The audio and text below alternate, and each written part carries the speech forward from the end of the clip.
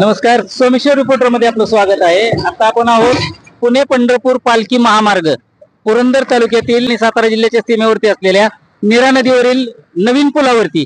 या पुलावर हा रस्ता ज्यावेळेस पहिला पीडब्ल्यूडी होता त्यावेळेस वरच्यावर या पुलाचं कामकाज व्यवस्थित केलं जात होतं।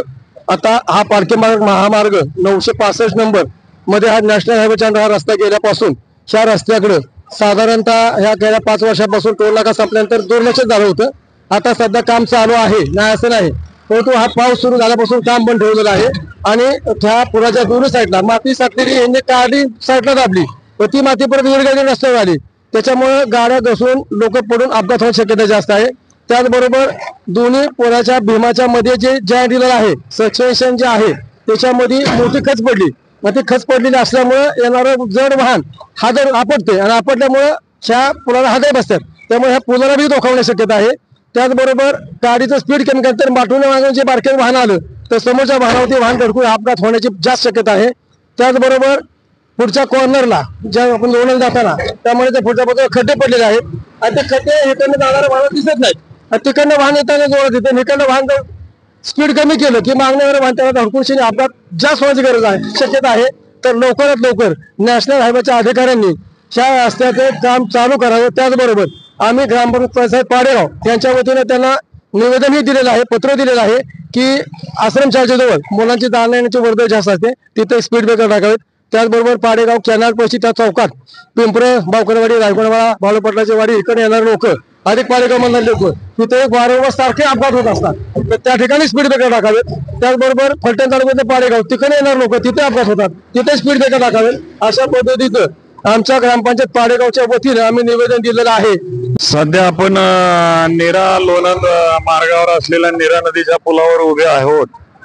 10 ते 12 वर्षापूर्वी हा पूल राज्य शासनाकडे होता, तो आता 5 ते 6 वर्षापूर्वी श्री संत ज्ञानेश्वर पालखी महामार्ग क्रमांक 965 म्हणून केंद्र सरकारकडे वर्ग झालेला आहे।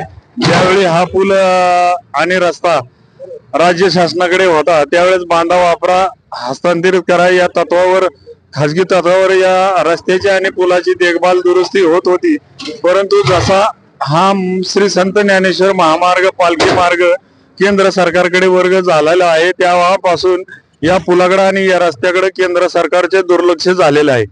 या नीरा नदीवरील पुलाला ज्या 2 पुलाचे स्लॅबचे जोड असतात त्याच्या फटी रुंद होत चालल्यामुळं येथे वाहनं आदळतात, बैलांच्या नख्या गुंततात, वेळ प्रसंगी वाहनांचं स्पीड त्या पडलेल्या भेगामुळे कमी होऊन मागणे येऊन वाहनं धडकतात। या पुलावर माती साठलेली आहे।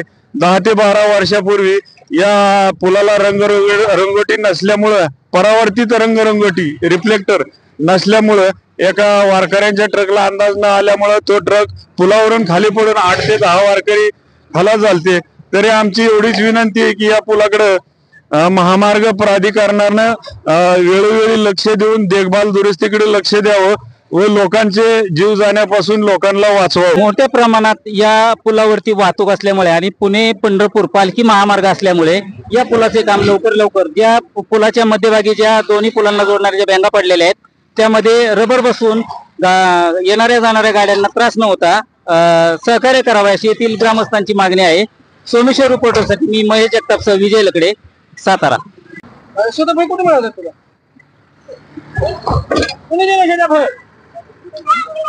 आता चॉकलेट खिचत नाही माझे